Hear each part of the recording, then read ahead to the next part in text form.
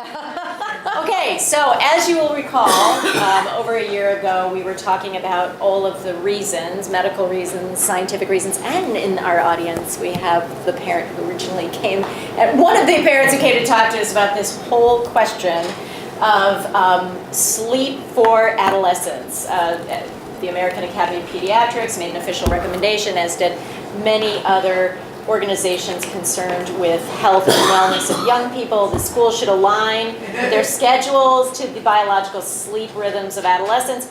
And there's a kind of shift that takes place, as we all remember, with teenagers at the start of puberty that makes them fall asleep later at night and also want to wake up earlier in the morning.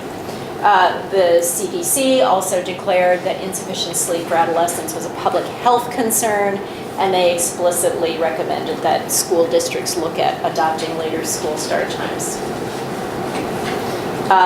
The National Sleep Foundation also described this as a widespread chronic health problem. Here, would you mind speaking to the microphone? Oh, okay. Yeah. People in video land. Or video land. I think I can still just about read this.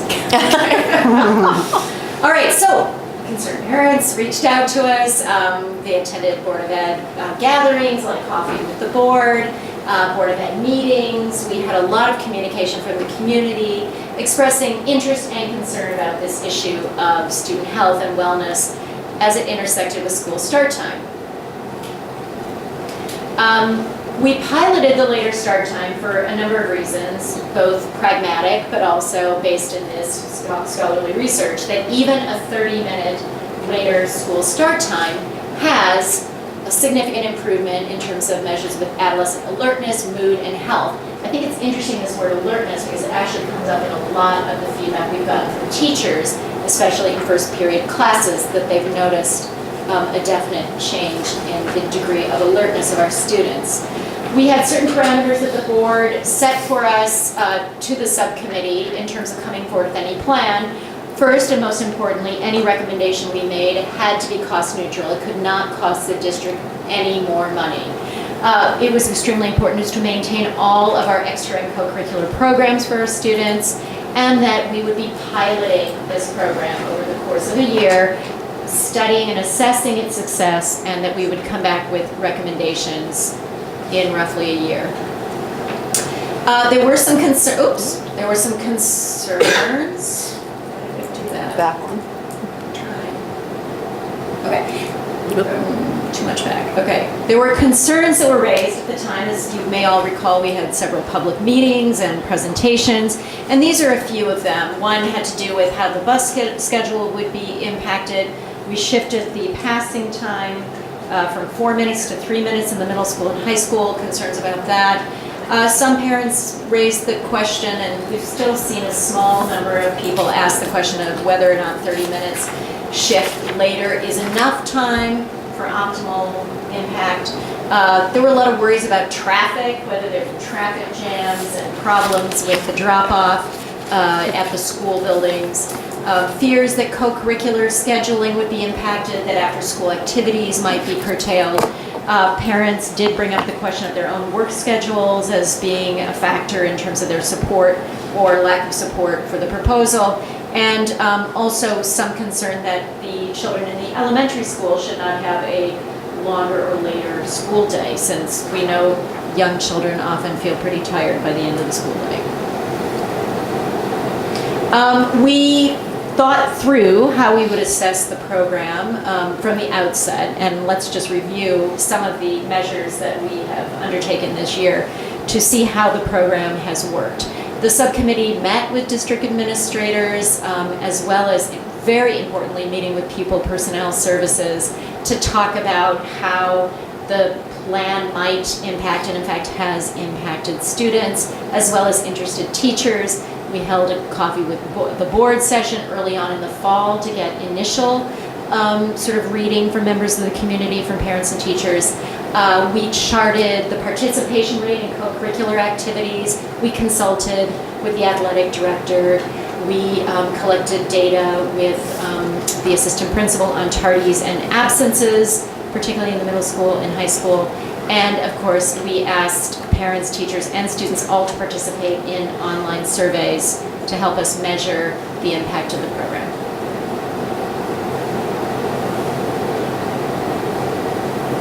Okay, so for instance, here's one set of figures. It's pretty interesting in terms of how participation in clubs looks to us this year. So on the left-hand side in each of the buildings, you'll see the numbers for last year, and on the right-hand side, you will see the number of participants for this year, and incredibly robust numbers in terms of Chancellor. That's not because we have 523 students there who all go to one club, but that there are, of course, students who participate in multiple clubs.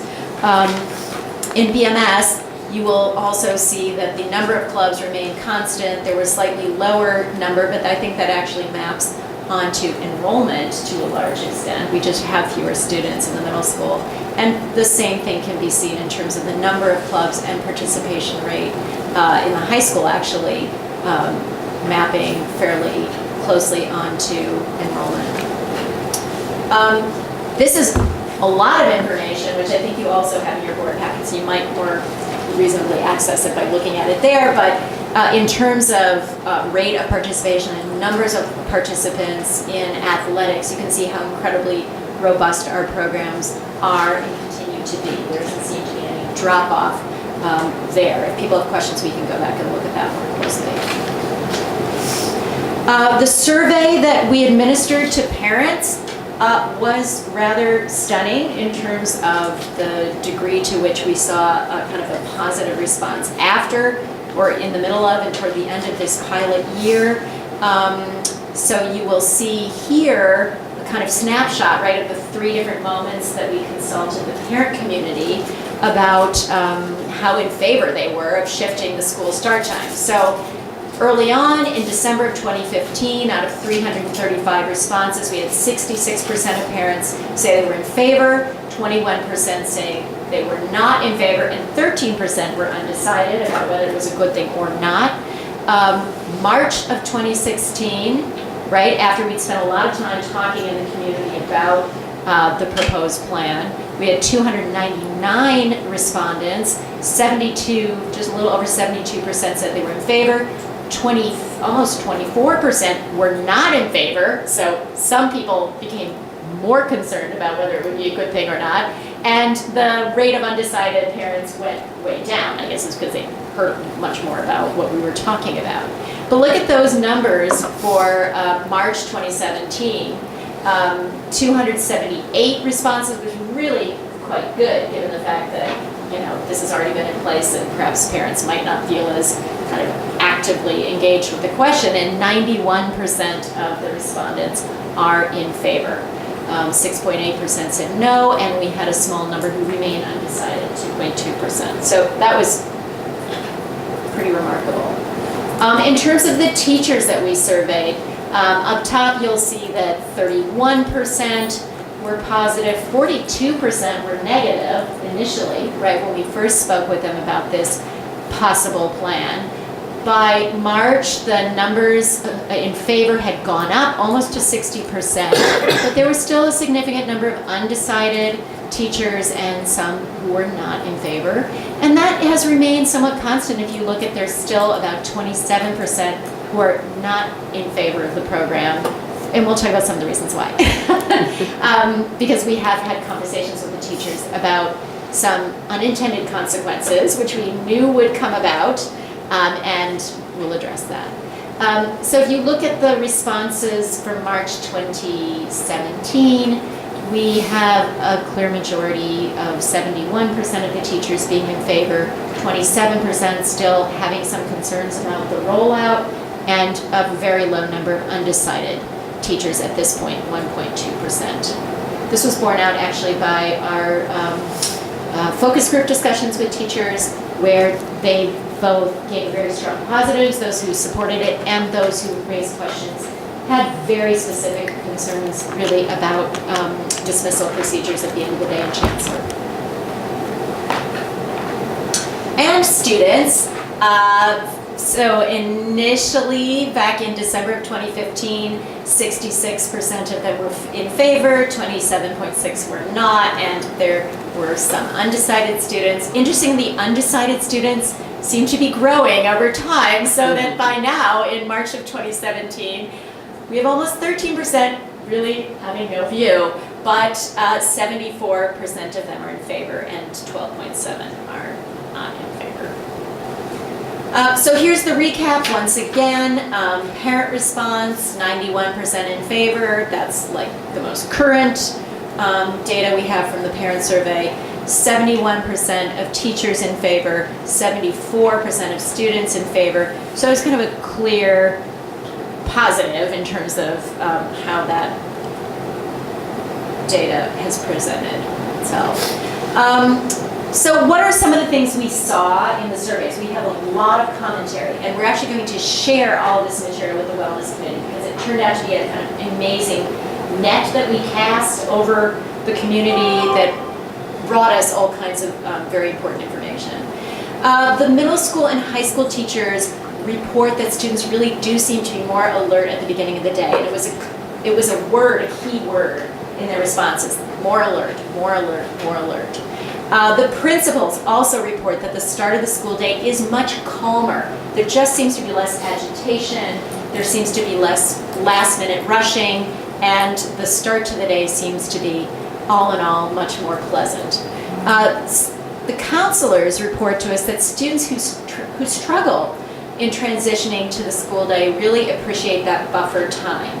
We see that both in the report of parents in terms of having a less hurried routine and stress at home, but also the kind of move into the school building seems to be far less stressful. And since one of the things we have learned is that many of our students struggle with anxiety issues, this is not an inconsiderable plus. Traffic at the drop-off at the middle school, high school has really not been a problem, and in fact many people think it's significantly improved over what was observed previously. There are fewer late arrivals at the middle school. We have not seen such a strong correlation to any kind of improvement in the high school, and we've speculated about why that might be. Perhaps there were some sort of behaviors that were in place that weren't really going to be changed by 30 extra minutes of sleep, but we're, looking into why that might be. One very strong indicator is that the school nurse shared with us statistics about visits in the morning to her office, and they have dropped precipitously, dramatically. We shared those numbers with the board last time. So also fewer students appear hungry, not having had breakfast, or just feeling ill and needing to sleep or lay down, which is something that apparently was more common previously. Parents are also reporting a much more pleasant morning routine with time for breakfast. So what are the ongoing challenges of the change in the school start time? As I already alluded to, unintended consequences come up with any change.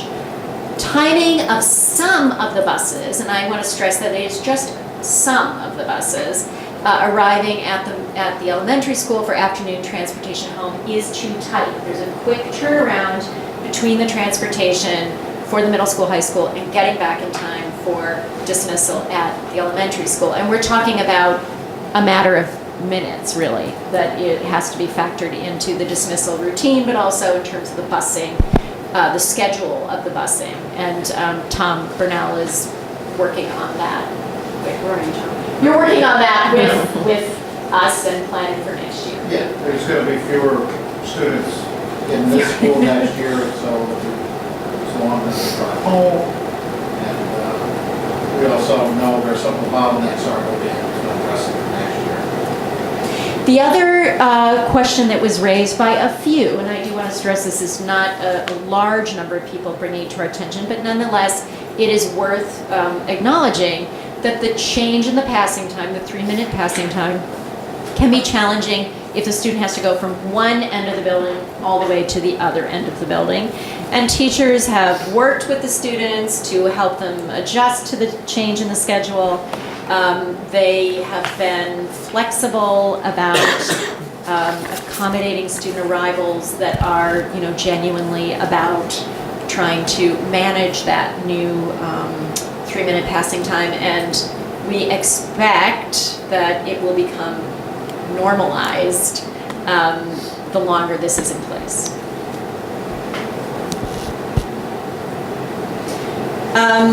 These are some of the common answers we got from parents in particular. We want to foreground those. That attitude and mood has been dramatically impacted for the better. There does seem to have been a modest increase in terms of sleep, at least according to what parents report. Students seem to have more time for breakfast, which was one of the measures we identified early on as being important for health and wellness. They are reported as having more time and energy for homework. They are, again, more alert in their classes, and they appear to be more prepared to learn in first period classes.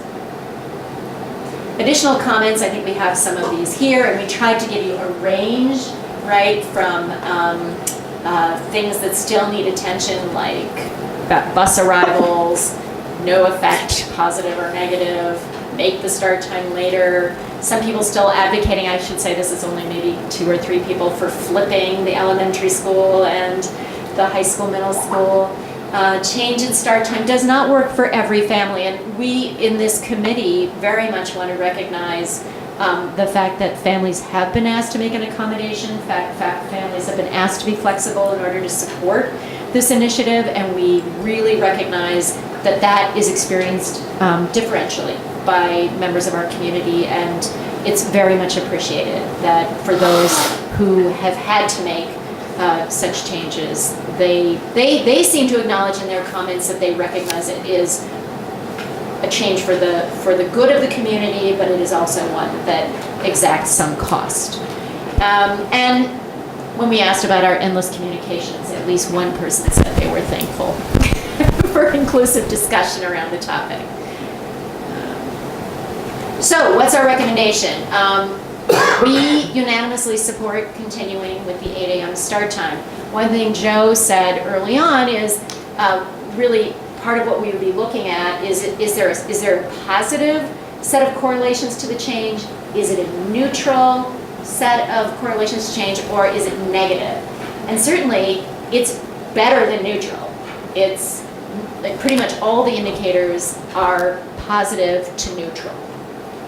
The committee also supports continuing the 9 a.m. start time at Chancellor with the proviso that logistics of transportation and dismissal at the end of the school day need to be studied, addressed, and improved as possible. And that is an important, we really did hear teachers communicate to us their concern around this. We take that very seriously, and we would not recommend adopting this change unless we acknowledged those concerns. Yeah. The end. Yes, I can talk over here, right? Yes. Did you address the concerns that the teachers who had opposed the change in March of this year had surfaced? Because you did, I missed that. The number one concern that surfaced was around this dismissal procedure. Okay. And the sense that teachers wanted it to be more orderly. They were very concerned about very kind of fine tuning of maybe a 10 to 20 minute period at the end of the school day, which maps onto leaving the classroom, waiting for all the buses to be there, safe, orderly procession to the buses, and the bus arrivals in a timely fashion for all of that to proceed as it had done in the past. So I think what we're seeing is, and please correct me if I'm misstating this, there were a set of procedures in place that worked very well prior to this change. And I think there's a sense that that procedure is not mapping onto the new schedule in the ways that teachers want to see it mapping. Okay. So there have to be a number of different adjustments made from the arrival time of the buses, the schedule and the mapping of the bus routes, and then perhaps continue conversation with the teachers about how dismissal is happening according to bell schedules and the timing of that. Okay. So that- that was it. I mean, Yeah. did we hear anything? I mean, I don't think we heard any other objection from. So did the committee have the sense that if that issue was addressed, Yes. that the teachers would essentially be in full support of this change? I mean, and even, I mean, I feel that what we heard from the elementary school teachers is they said, we know this is very helpful for the students in the middle school and the high school. We acknowledge that. Okay. But for us right now, we're having this problem. Okay. But I mean, Diane, was there anything else? Yeah, no, I think their concerns are valid and they need to be addressed. I mean, I don't think we'd be recommending it if we didn't feel that there's still some corrections that could be made. I mean, Thomas said, you can't change the buses every day, and make changes, so they'll have to happen next year. But, I think we felt that with the changes in place, we could correct those. We're talking about like 3 buses that are causing an issue. So, yeah, nobody said they weren't in favor of it. That's just their issue. Yeah. And even some of them said, I understand there's a benefit to it, so, they want to support that, but, it's an issue for them now. Okay. Deirdre? With the benefit, and even the implication of what you're saying being primarily or conceptually, we're thinking of it, right, at the middle school, high school, and of course, those were the only students surveyed, right? Correct. Chancellor students aren't surveyed, but if the parents are proxies, the overwhelming support from parents, a concern I had initially, and you raised it, was, are the smaller children going to be exhausted at the end of the day? And that's going to be a problem. And parents know that really better than anyone. So I guess as sort of, that seems to not be an issue, right? I mean, that hasn't been raised as a concern is, Not by. Yeah, this not is by any of actually the has surveys a we've negative done. health effect for the elementary children. It's more just a logistical Yeah. issue Yeah. for dismissal. Yeah. Yeah, I mean, I think it was talked about as far as, them asking us whether or not we could flip-flop it, just because at the end of the day, the kids have always been tired at Chancellor, like as the day gets longer, they're better earlier in the morning, but parents didn't raise it at all. They're not saying their kids are getting home too late or they're too tired. I mean, there was no comments from parents, and, that's probably who would know that. So I'm certainly in favor of extending the later school start time. But I know that, we've heard some concerns from the chancellor teachers about, even if it's a small portion of their day, there's some stress related. I mean, there's transportation issues involved, there's some scheduling issues involved.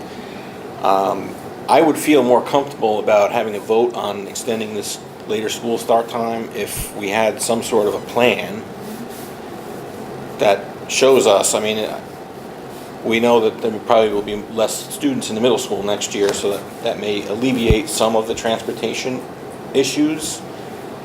But I'd feel better if we kind of had something on paper that says, we're going to change this bus route so that, there's less students riding on that bus so it can get back faster, things of that nature, so that we can kind of visualize that some of these issues have been addressed. I don't know, we're in budget season now, we have an important decision to make on the budget on Thursday, so I'm not asking for this like tomorrow, but I would really like to feel that some of these issues have been addressed. I mean, not by just saying, well, we know there's a problem and we're going to address it, or we think we have a plan. That's the only concern I have. Well, we think we have a plan. Okay. No, I mean, I'm not being a jerk about it. We do have a plan, we've talked about it, Tom. That there are 2 things that are going to happen that I think I'm not sure whether we mentioned to the teachers when we met with them that afternoon, but regardless, and we can certainly put them on paper too. But 2 things are going to happen. Number 1, Tom is going to reroute. We know there are 3 buses that go out to the furthest reaches of the district, and those are the ones that are having difficulty getting out, dropping their kids off, and making it, bless you, making it back in enough time to be doing it more leisurely than they're doing it now. Okay, not like rushing in right at the end of the dismissal of chancellor. So Tom is, regardless of the decreased enrollment and the number of kids who are going to be in the middle school next year, Tom's plan is to reroute some of the kids from those 3 buses to cut down on the amount of time they have to go out to the hinterlands and make it back in. We also have at our disposal, at no additional cost, a 10th bus that we're currently not routing.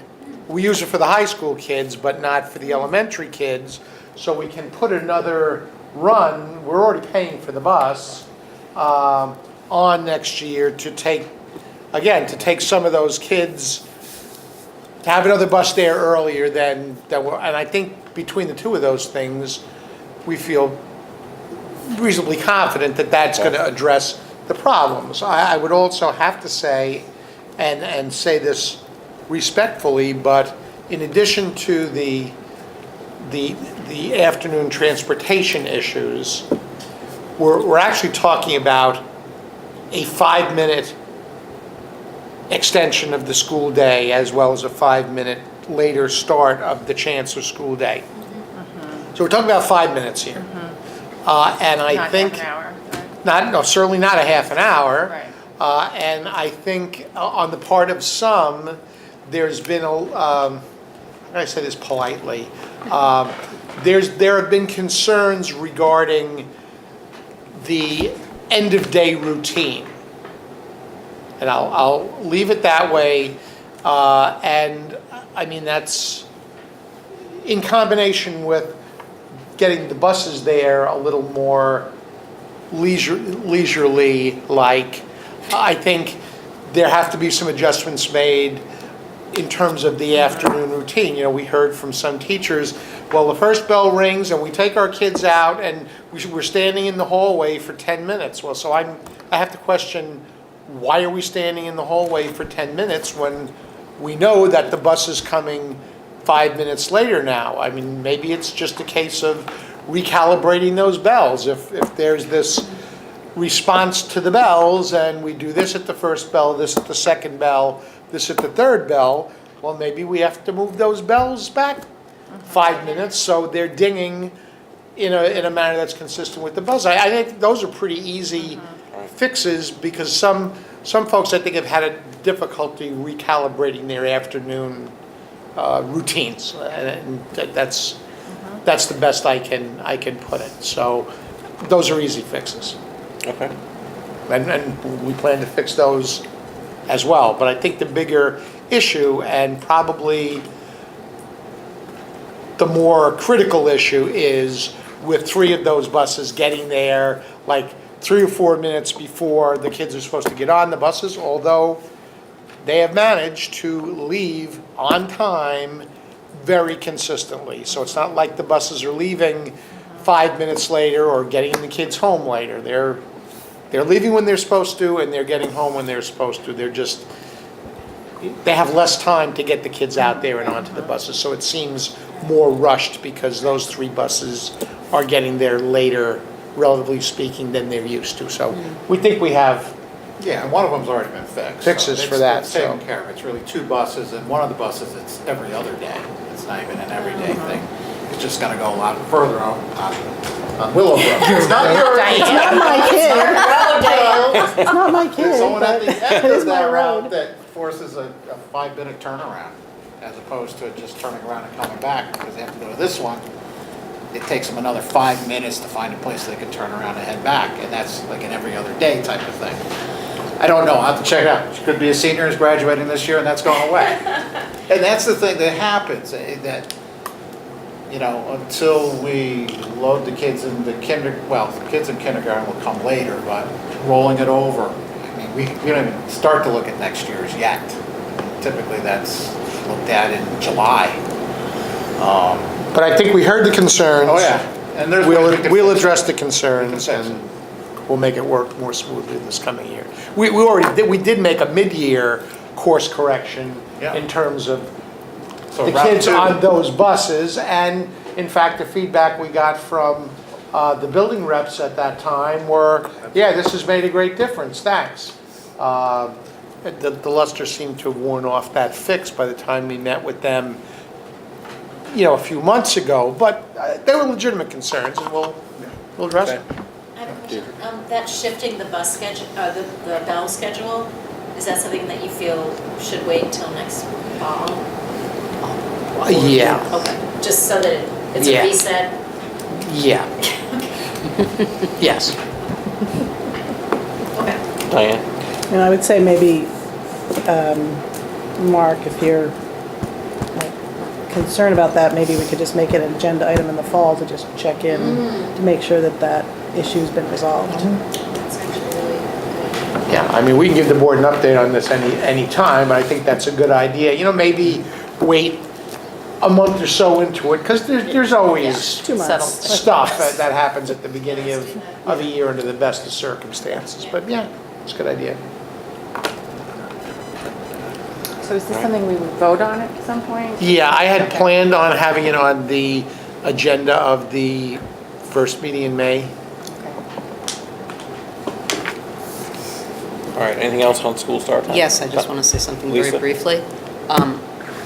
All of you folks who've been working on the committee, and Joe and Tom, my hat is off to you, because all the things that we've struggled with in the last couple of years, this has really been, from start to finish, a wonderful process and a successful process, and you all deserve a real round of applause.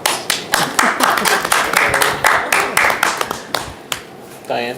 Well, I just wanted to say thank you for doing the presentation and for putting it together. And there are workhorses for sure, and it was my pleasure to serve on this committee. It was good fun, good work. Deirdre? I love this committee, I'm so sad it's over. Truly do. Oh, she's so not telling the truth. But the thing I want to say is, I remember when we first started talking about this, Joe, I remember we first talking about it, you said, we did this 10 years ago, and it was impossible, right? And at that time, We weren't ready for it. it was then. not possible. And so what this experience and working in this committee really demonstrated for me is that we can face challenges together and we can work to action. An action that is supported by our community and initiated by our community. So, I don't know, I find it incredibly heartening. Agreed. Absolutely.